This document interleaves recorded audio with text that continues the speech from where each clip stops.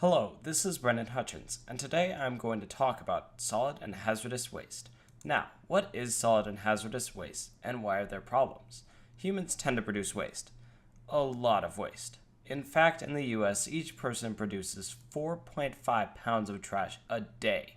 To give an idea of the crazy numbers this leads to, imagine a hole the size of a football field. If we buried all the trash the US produced in 1 year, that hole would be 100 miles deep. Eat your heart out, Kola Superdeep Borehole was 7.5 miles. So solid waste is a major category of waste, and within that is the industrial solid waste, which is produced by mines, agriculture, and industries. The other is municipal solid waste, or MSW, better known as garbage or trash.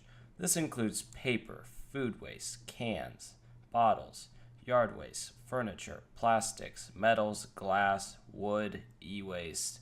You kind of get the picture. Now, in developed countries, most MSW is buried in landfills or burned in incinerators. But in developing countries, this trash tends to end up in open dumps and polluting the environment. There's another category of waste known as hazardous waste, which is waste that, you guessed it, is hazardous to human health or the environment. There are two classes of hazardous waste, which are organic compounds like PCBs and non-degradable heavy metals like lead or mercury. And of course, who could forget the incredibly toxic nuclear waste? So why should we reduce the amount of solid and hazardous waste we produce? Well, there are two reasons, and the first is that 3/4 of these materials are an unnecessary waste. We could reduce up to 90% of the MSW we produce with the technology we have today.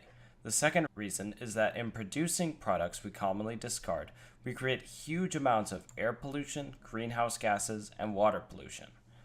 The next question to ask is, how should we deal with solid waste? There are two ways to manage solid waste: waste management and waste reduction. Waste management means that we attempt to reduce the environmental impact of MSW without seriously trying to reduce the amount of waste produced. This involves mixing waste together and burying them in landfills and shipping them off to another location, which happens most often with e-waste. Waste reduction means the less waste and pollution are produced. So what can we do as the general public? Well, you should follow the 3 R's: reading, writing, and arithmetic. Wait, wrong R's. I mean reduce, reuse, and recycle. You could also rent, borrow, and even do some good old-fashioned bartering goods and services. Lastly, you could use email or text messaging in place of snail mail. Sorry, USPS, it's for the environment.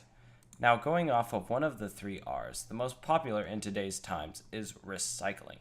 Households produce 5 major types of materials that can be recycled: paper products, glass, aluminum, steel, and certain plastics. There are 2 ways these materials can be reprocessed: primary and secondary recycling. In primary, the materials are recycled into new products of the same type, aluminum cans into aluminum cans. In secondary, things get creative. Items are converted into different products, like shredding old tires and using them in rubberized road surfacing.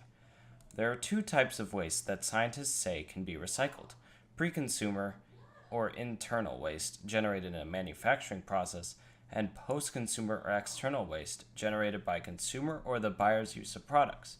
You may think that we, the consumers, produce the most waste, but actually pre-consumer waste is the biggest culprit, consisting of over 3/4 of the total. So there are multiple ways to recycle. One of them is to send trash to mixed urban centralized materials recovery facilities, better known as MRFs. Unfortunately, they do not contain little blue people. Instead, they separate the mixed waste to collect valuable material for sale. The remaining waste is recycled or burned to produce steam to run the recovery plant or sell to nearby industries or homes. So these MRFs are amazing. Why aren't they everywhere by now? Well, they are extremely expensive to build, operate, and maintain. If not cared for, they can belch out CO2 and toxic air pollutants, and they produce a toxic ash cloud that needs to be buried in landfills. Yikes. The biggest issue, though, is that MRFs require constant inflow of trash, which doesn't really help to reduce trash output. It makes more sense, then, that households and businesses separate their trash into smelly garbage and recyclables. To promote separation of waste, over 4,000 communities in the U.S. use a pay-as-you-throw waste collection. And as a person, you can compost items right in your own backyard.